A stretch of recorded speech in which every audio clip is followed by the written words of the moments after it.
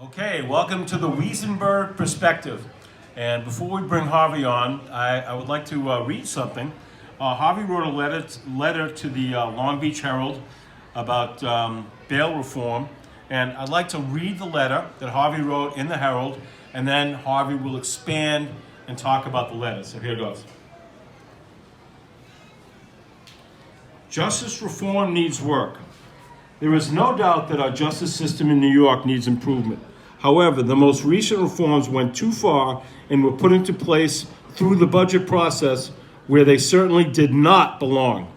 This alone speaks volumes of a bad plan that needs to be enacted through impossible trade-offs. We need to restore judicial discretion. Why do we have judges if we take away their ability to review circumstances on case-by-case basis? I am positive that many Long Island legislatures on both sides of the aisle know very well that this plan does not work for our suburban communities. Having served in the Assembly for 25 years, I know our Long Island legislatures are outvoted by the New York City delegation. Even though many are fighting for realistic revisions to protect the public, the sad reality is that no change will occur unless some of our more moderate New York City members recognize these problems and work with their suburban counterparts on Long Island and the rest of the state to change it. Nothing good has ever come from a plan lacking compromise. Harvey Weisenberg, Long Beach, New York. Very well said, Harvey, and let's expand on those words. Well, it's kind of frightening to see that people who get arrested for criminal action, endangering the health and safety of people included, that get arrested and they're out on bail the next day, without bail. And we have a history in the short period of time that this legislation took place, that we have people, for example, that robbed a bank one day, robbed a bank a second day, and then were arrested. But he was out on bail and then robbed another bank. But we have also sex offenders that belong incarcerated and off the streets that have been let loose as well. And we even have people who slashed the throat of a person and then a second person, and he also is arrested and out on bail. Being a former police officer, this is really very offensive to me because this is unbelievable that health and safety of our public is being done because of the fact that we have legislators in the state of New York not understanding that they have we have to change what is existing.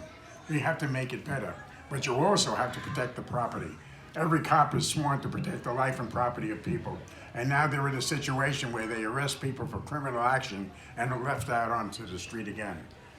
We have to do something. The only way to get something done, and this is from my life experience up there, and most of my bills that I passed were done on bipartisan basis. This is not a political issue. But the reality is, New York City and the State Assembly, the Democrats in the State Assembly are sitting and saying they want to wait and see.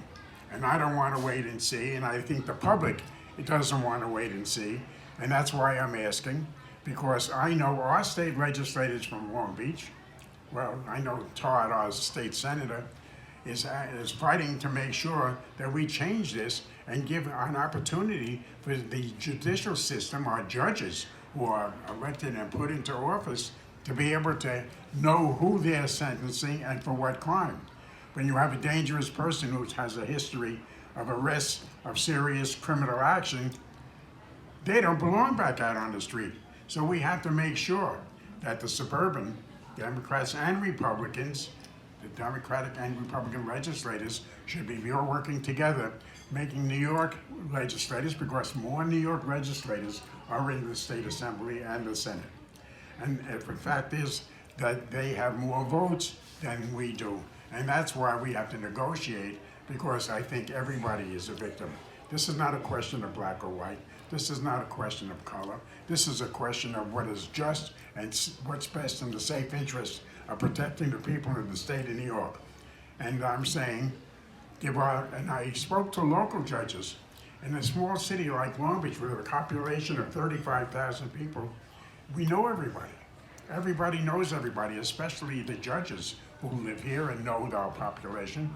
And if we have a history of a criminal who is a sex offender and comes before the judge and he has to let him go, he doesn't want to because that person's going to be on the school bus or where his kid is. And we don't want that to happen. So our judges, our law enforcement people, and I think most people understand in the best interest of health and safety for the people that live in the state of New York, that we will be able to have some kind of negotiation to work together to make this bill right.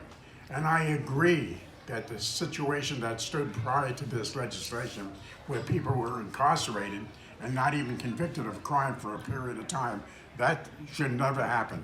And the answer really is criminals that are going to present a danger to the health and safety of our families, they don't belong back out on the street. So I'm hoping all legislators, Todd Comiskey, I'm glad we have a Long Beach person up there, a former prosecutor, is doing everything he can to have this occur, that will get a change, that'll be able to solve all the problems that exist with bail. Absolutely, and Harvey, I have a feeling that if you were still in the legislature, you would make your voice known and you would be a strong advocate to have this changed. Well, once a cop, always a cop. I want you to understand that. But we have a governor, this is all politics to me. There's a governor who is supporting this. And I just don't understand why this thing was put into a budget. He knows, and I want the public to, I want you to hear what I'm saying. Our legislators had to vote for the budget. If you want school aid and the funding that's going to be involved in your community, you have to vote for a budget. And that's why the governor put this bill in that budget, because our legislators who are in opposition to this legislation were in a position to say, I'm against this and I'm not going to vote for it. And then you're going to find out that your communities are going to do without the funding that is necessary to be able to maintain a quality of life. So they were put in a tough spot. But I'm telling you, they're out there and they're indicating a strong fight to get this taken care of. So good luck to the suburban legislators and the rest of the legislators in the state of New York to get together and make sure that they compromise and take care of the problem that exists. Well, Harvey, I'm very happy you brought this to your attention, but just to reflect, and you mentioned Governor Cuomo. Let's go back in time and go to the time where our legislator Harvey Weisenberg said no to Governor Cuomo about millions of dollars of special needs. That's why I said if Harvey was there, he would be making a difference. Let's go back to that time where Harvey said no to Cuomo. Let me explain this, because the situation hasn't really changed. March 28th, 2013, on YouTube, it was a speech I made on the floor of the Assembly, where the governor took $90 million out of the budget for mental health. Having a special child, I just didn't understand this. And I did say to a reporter, not at a press conference, in conversation, I said, I'm not going to let this guy get away with this. And he printed that. And of course, the governor read that and was very unhappy. And he called the Speaker of the Assembly, who told me the governor wants to speak to me. So I went down and he was yelling and screaming, disrespectful, and I'm the governor. And I said, Andrew, your mother worked in a group home. Your father, Mario, worked with me for 8 years, helping people with disabilities and their families. Do you understand the consequences of what's going to happen if you take $90 million out of the budget? He said, I'm the governor, I can do what I want. Well, I told him, which I can't repeat now, that he was the governor, but he also was fill in the blank. And the answer really was that I did on March 28th, 2018.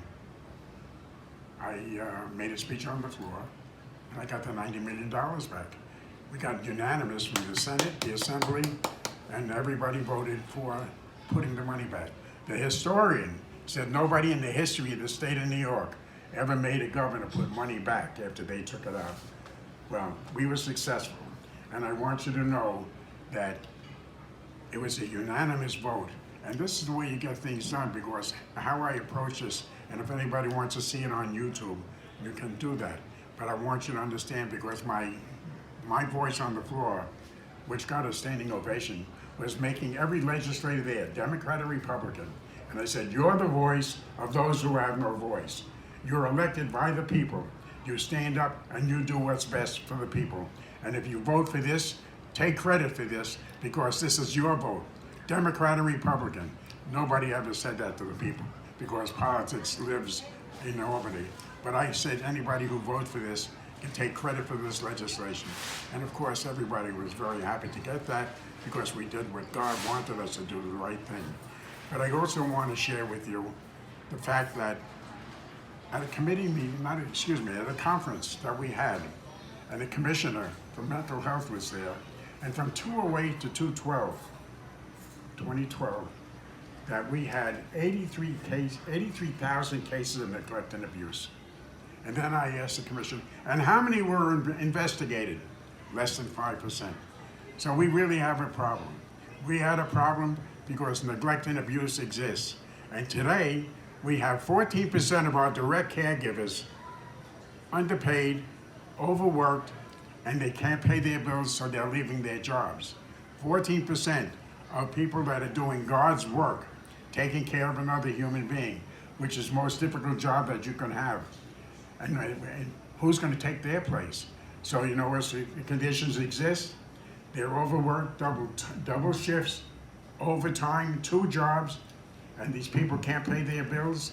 You know, I hear this all the time. If you work 8 hours and you have a full-time job, you should be able to live in comfort at least. Well, these people have to work 2 jobs and are working overtime, and we're short-staffed. So what we have now is a very dangerous situation living in the state of New York, and we still have neglect and abuse, and we still have a governor that is not addressing putting more money to give these people a living wage. And it bothers me because I don't hear anybody sounding off in Albany saying how much and how important it is to pay these people, direct caregivers, a living wage so we can have qualified care and a healthy, safe environment for all our family members. So we're voicing our voices being heard as we speak now. But I just want people to understand. Special children give love. People who have special families, how difficult life is, and the hands and the responsibility of total care, health and safety environment is priority. And you only can do this with professional, caring, loving, caring people to do the job that has to be done. So let's get out, make our voices heard. Please get the funding necessary to pay a decent salary, a living wage to direct caregivers who take care of people with special needs in the state of New York. Awesome. The one and only, the legend, the icon, Harvey Weisenberg.